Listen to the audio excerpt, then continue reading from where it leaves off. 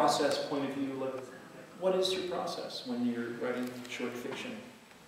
Are there any differences? We talk about the poetry difference, but from a novel, maybe different too. But what is the process like for you?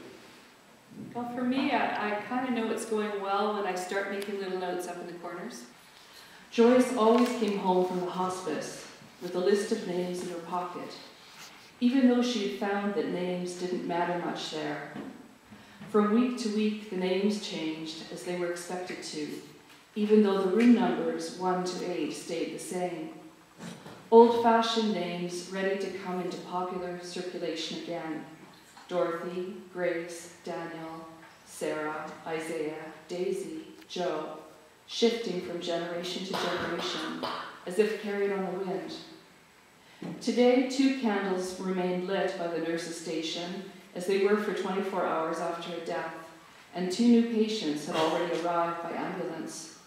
The flames flickered each time someone passed by, 2 little hearts beating from all the activity of the 2 nurses and the 2 volunteers on duty. So if I just was on the computer and going from line to line and page to page, that would be a sign to me that I need to find the story in a more emotional sense. How can you stand to watch people die? A friend had asked her.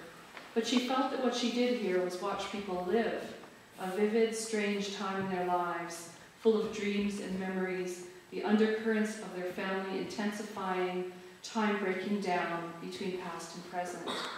Often the families were harder to watch than the patient, maybe because there would not be any foreseeable relief, because when it does come, you can't write those ideas down fast enough. You have to work with them from a craft perspective, but they start to tumble and pick up associations, and that's a wonderful process.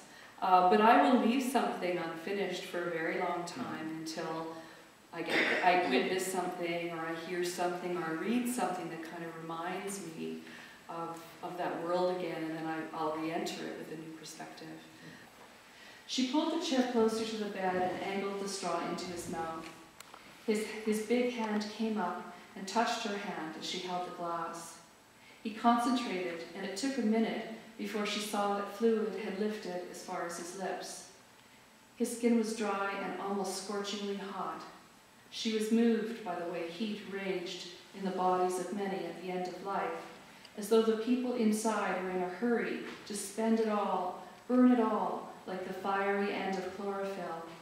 I have a really ridiculous process. I used to think it was wrong. I used to think I was doing it wrong until I realized that's the way I do it, and it gets results for me.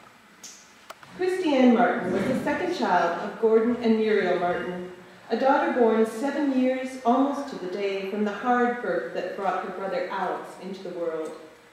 From the beginning, Christiane was everything that Alex wasn't. Christiane sparkled. Alex was merely greasy. Christiane cooed and chimed. Alex rasped like a file against a metal post. Christiane's teeth poked through without the need for gripe water and arranged themselves like seed pearls along the hem of a christening gown.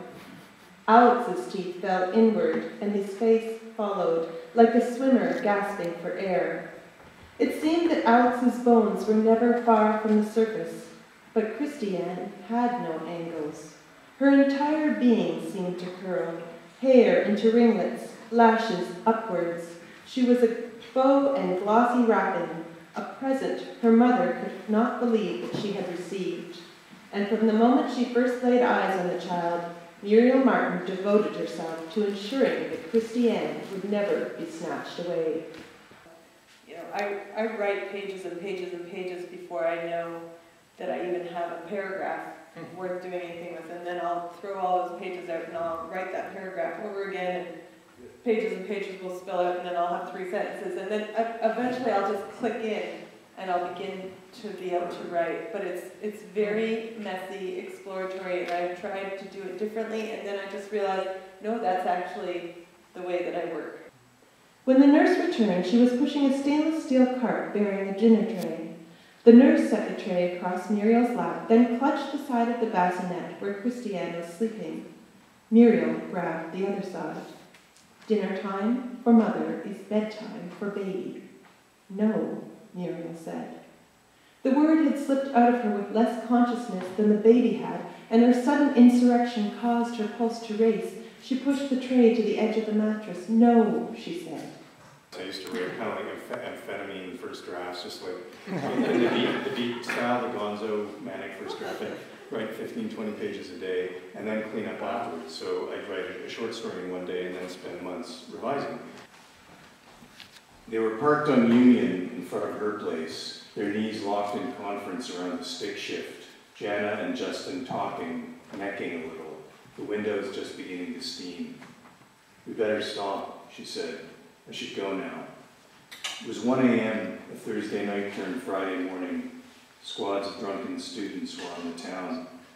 So far, nobody had passed the car. "Hey, take it to a Travelodge, man." Nights like this, that sort of thing could happen. One time, a rigid hand had rammed the hood. Another time, someone had smacked the passenger window a foot from her ear, Justin's fingers in her hair stopping dead. "I won't miss this part," he told her. "I really should go, Jess." Now I do the opposite. I build them sentence by sentence. From somewhere the remote, tuneless roar of frat boys singing.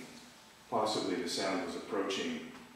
One of the ironies of existence in the city of life-term welfare and psychiatric cases was that the student ghetto on a weekend night could be as dangerous as any slum north of the hub or in the wartime projects further up. She tightened her eyes and peered through the misty windshield. And I thought the result would be really different, but I find I end up getting to, in terms of the texture of the prose, I think I end up getting to the same place. So I'm not sure which is better. This is just what I'm doing now, maybe because I use word processor now, so, which is what I used to do. Right.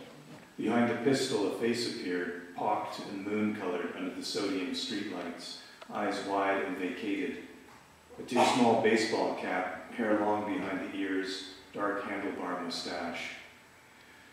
Justin got out slowly, numbly, and stood beside the car, his eyes at the level of that mustache. The man put the pistol to Justin's chest. An elongated, concave man. Some detached porter of Justin's mind thought of an extra in a spaghetti western, one of the dirty, stubbly, expendable ones, a hoarfrost of dried spittle on the chin. Jana was getting out on her side. He could hear her. "Just give him the keys, Justin." "There," he said.